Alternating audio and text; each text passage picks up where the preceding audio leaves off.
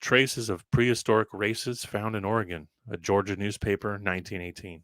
Ice caves, natural cold storage in lava beds, cracks under lava beds. Beneath men found caverns with writings and pictures made by prehistoric men, Oriental origins. Large ships with sails and oars like the Phoenicians.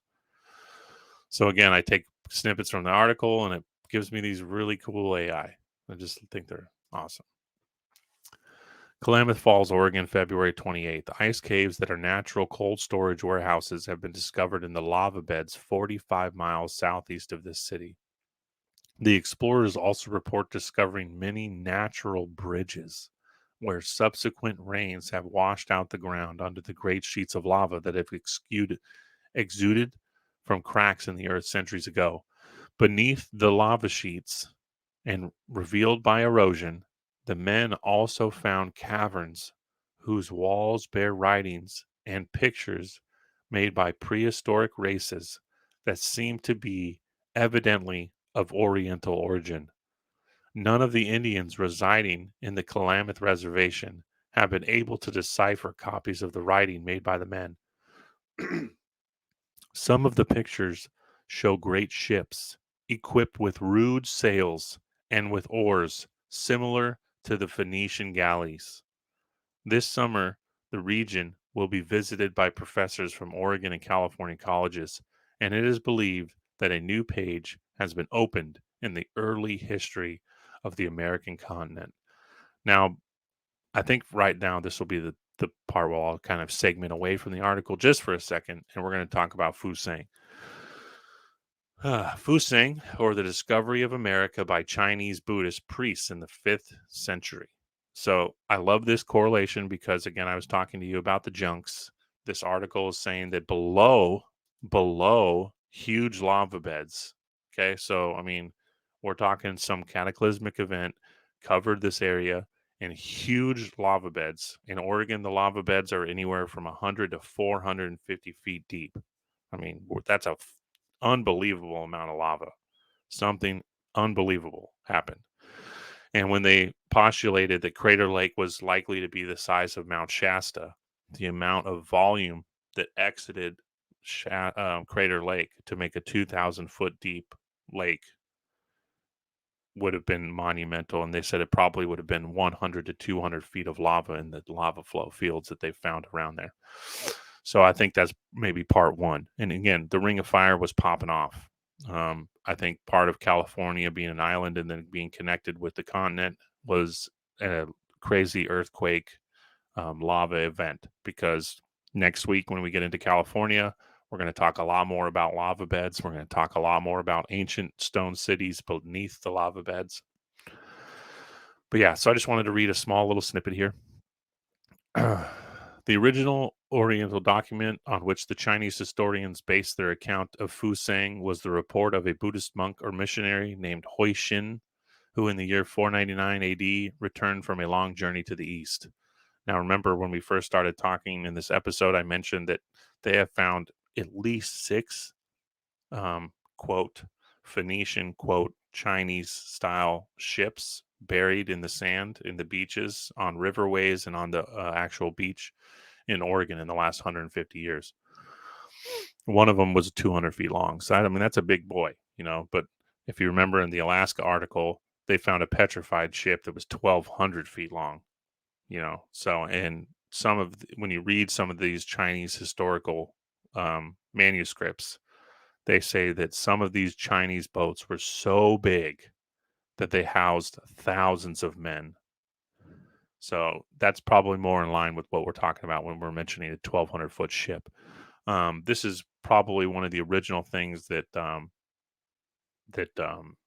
made me fall in love with Dr. Longo, Old World Florida's work. I had been postulating for a long time that the Gulf of Mexico was, the original Atlantis. I had been posting stuff on that for a long time. Our work just kind of connected dots, and I was talking about the Arabic name of Alaska and how Alaska was an ancient trading seaport and it was a huge city. And then I shared in the Alaska episode. So if you haven't seen my Alaska episode, it's definitely worth a watch. We talk about ancient mosques being found, stone Greek cities, ancient boats, ancient docks, pyramids found off the coast of Alaska. Alaska used to be tropical, on and on. Back to the excerpt, sorry. This report was regularly entered on the yearbooks or annals of the Chinese Empire whence it passed not only to the pages of historians, but also of those of poets and writers of romances, by whom it was so confused with absurd inventions and marvelous tales that even the present day discredit is thrown by a certain class of critics on the entire narrative. In 1841, Charles Friedrich Neumann, professor of Oriental languages and history of the University of Munich, published the original narrative of Hui Xin from the Annals, adding to its comments of his own, elucidating its statements and advancing somewhat beyond Degunis. I don't know. This little work I translated into English under the supervision blah blah blah, claim accurate translation of the Chinese text of the year. The Hui Xin I have placed in the first of this volume because it gives much more perfect form than is found in the memoir. The original report and the entire investigation is based in its course. So yeah, this is a huge book. If you are interested in the book, I will put it in the description. But basically, it just goes on to describe that not only were they able through again the research that I'm showing you now, but through the boats they've been finding, burials they've been finding. They found several burials. They found Oriental and Japanese style people buried in mounds with trees on top, just like what we've talked about in Florida, all over the Mississippi Valley, but they're Japanese phenotype, Mongolian, Chinese. And this is a really good parallel because we'll talk more as we get farther into the series in Arizona, California. They're finding Chinese, quote, Chinese, Olmec, quote, Olmec, Z dynasty, the older version of the Chinese, what they call Chinese hieroglyphics. Think of it kind of like block Hebrew. And yeah, it's incredible. It looks very much like block Hebrew.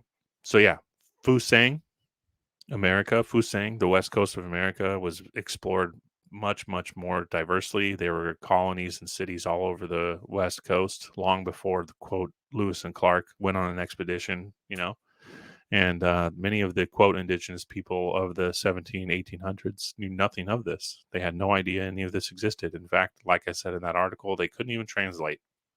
They had no idea what this language was. But going by the drawings, they were able to correlate. I love that. Remember, Phoenician ships are just like Etruscan, are just like Basque, are just like Viking. So in my Washington episode, again, if you haven't seen that one, go back. They had a Norwegian professor who came to America and traveled all over Canada, Washington, Oregon, and he said that he found several markers that the Norse had cities and were traveling and were all over the northwestern part of America in the you know 11th century, 12th century. So when we say Norsemen, we're talking about the Finnish, the Phoenician, the Etruscans. It's the same sailing conglomerate. Very important.